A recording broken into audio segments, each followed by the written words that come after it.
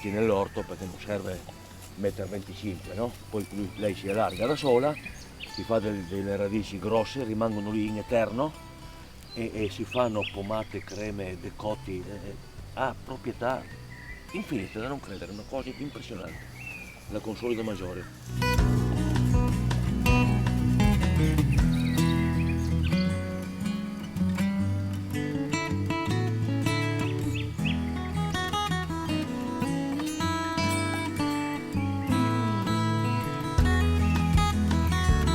Come tutte le piantagini, piante molto buone, la bontà della piantagine però solamente queste foglioline qua, le foglioline giovani, tritate come il prezzemolo, finissime, finissime, finissime, e messe alla fine del risotto, no? Quando fai il risotto. Vuol dire mantecare, che vuol dire riempire dentro burro, panna, formaggio grana, cioè butti di tutto di più.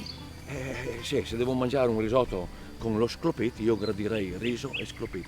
Se devo mettere altre porcherie, allora se prendo la piantagine nella trito finissima, proprio più del prezzemolo, e a fine cottura del risotto, anche se di pesce, non c'è problema, metto una bella manciata di questa piantagine, una girata, metto nel piatto, una cosa deliziosa. Come pure nelle zuppe di verdura, uguale, la zuppa di verdura, per buona che sia, con le tue verdure dell'orto, quando spegni il fuoco dopo che è cotta, una manciata di piantagine è una cosa deliziosa. Poi cosa si faceva anche, per esempio, con la piantagine? Cammini nel bosco, a parte che nel bosco personalmente c'è sempre il coltellino, chi ha passione, no? Dunque ti pungi un'ape, la prima cosa che fai, spremi le foglioline che butti fuori quel po' di sughetto di umido che hanno, lo applichi immediatamente sulla puntura e elimina immediatamente l'effetto del veleno, cioè si blocca l'effetto del veleno. Okay. Questo è sicuro. Come si fa?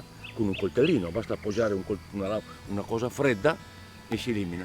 Ma però una cosa importante che il popolo comunque non sa, visto le serate che abbiamo fatto sulle api col dottor Caponi, e quando l'ape ti lascia il pungiglione poi muore lei, no? Naturalmente si strappa via il pungiglione e lei muore.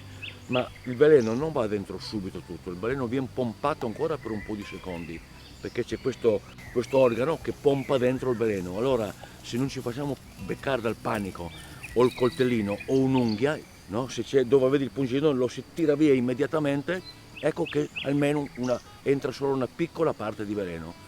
Certo è il discorso della paura, no? Perché se un'ape sola ti gestisci, ma se sei vicino a un alveare, cioè lì scappi via, hai paura, dunque diventa un piccolo problema, no?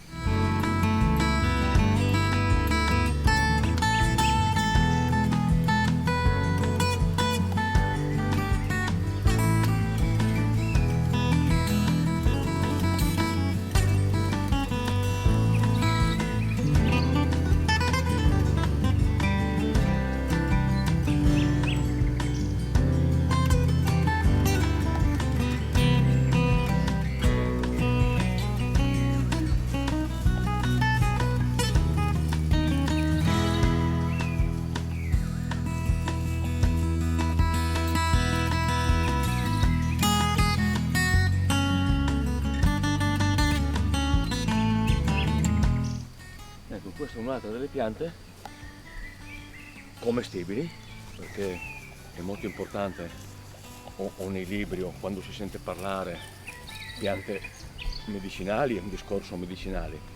Piante officinali non vuol dire che si mangia tutto, perché sono piante officinali, abbiamo visto prima il colfico che è mortale, da cui si estraggono proprietà officinali, dunque perché siano commestibili deve essere scritto mangerecce, deve essere scritto piante commestibili. Questa è una pianta commestibile e anche questa ha un leggerissimo odore, se vogliamo dire sgradevole, appena impercettibile, insomma, ecco. Però è molto buona, è la podagraria, è una foglia che diciamo si riconosce bene perché non sono tante foglie strutturate come questa, basta avere un piccolo accorgimento, quando si taglia si sente subito un odore, come per esempio le cose che ti vengono su camminando, no? E nell'aglio ursino, cammini nell'aglio ursino, dopo qualche minuto che cammini senti un altissimo odore di aglio, dunque vuol dire che stai camminando nell'aglio ursino. Come un'altra pianta che da noi qua non c'è, ma basta alzarsi appena provviste giuste ieri l'altro a Chialmenis, dunque che non è altissimo, beh sono 700 metri, insomma sì. Là trovi una pianta la Poseris fetida, il nome fetida già ti sembra chissà che, in realtà è un'ottima pianta e camminando sopra tu senti un buonissimo profumo di patata lessa. Proprio la pianta è molto buona, no? Anche se chiamata Aposeris fetida, e sono queste cose, chi le ha inventate, purtroppo chi le ha trovate, chi gli ha dato il nome, e purtroppo le ha dato questo nome, no? Dunque sono molte piante che hanno un nome che poi i nomi scientifici latini, che in tutto il mondo sappiamo che cos'è, spesso i nomi scientifici non hanno dal latino, no? Dalla traduzione, non hanno niente a che fare con l'erba, perché purtroppo non vale proprio in questo motivo, però diciamo che almeno conosciamo con precisione la pianta, che non è cosa da poco. Sì, è buono, una bella piantina, un bel mazzetto, naturalmente si elimina, ecco la parte, no? Consiglio sempre di non strappare mai le piante, se è possibile tagliarle, perché tanto il gambo se è legnoso, inutile che ce lo mangiamo, dobbiamo buttarlo via. Allora è meglio lasciare la pianta nel bosco, anche se tagliamo le foglie rimane sempre la pianta madre e quella continuerà la vita, dunque sempre attenzione.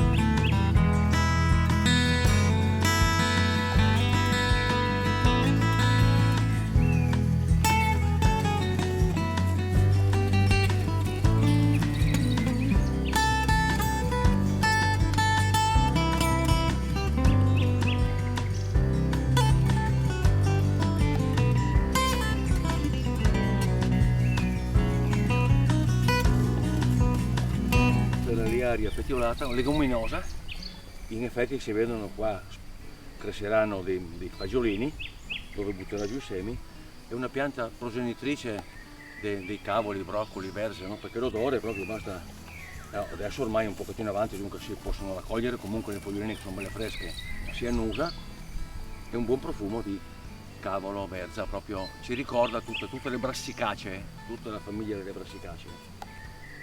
Molto buona anche cruda, buonissima anche cruda la fogliolina, proprio che rimane un buon gusto in bocca, molto buona, fa di bei fiorellini bianchi, dura poco purtroppo perché è velocissima, no? Cioè lei cresce quando è bella, che dovresti raccogliere, dici ah bene la raccolgo domani, vieni domani ormai già quel fiore è finita la raccolta, no? Però diciamo che si può mangiare ancora. Poi qua nelle vicinanze abbiamo un'altra pianta, la clematide, Vitalba, Clematis vitalba,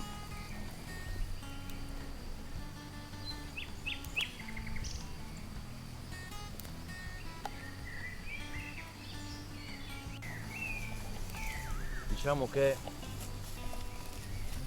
l'unica liana che abbiamo in Europa. Quelle liane che si trovano quando si va a camminare nei boschi è questa.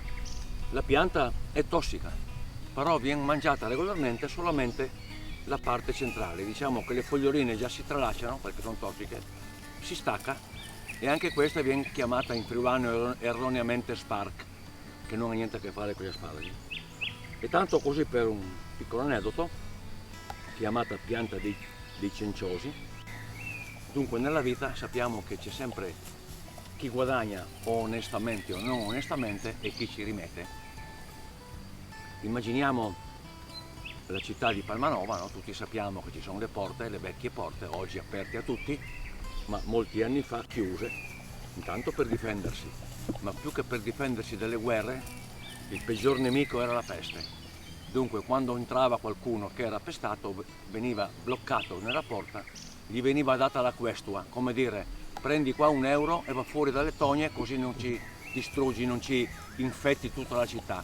Allora chi conosceva questa pianta si faceva un bel mazzetto, io adesso faccio lentamente, no? Ma si frustigava per bene, dopo un mezz'oretta era pieno di bolle, come uno che aveva preso delle scottature, dunque sembrava un appestato e andava a chiedere la questua, no? Dunque prendeva i soldini, se ne andava via, dopo 2 giorni era guarito. Ecco il discorso dell'essere umano, no?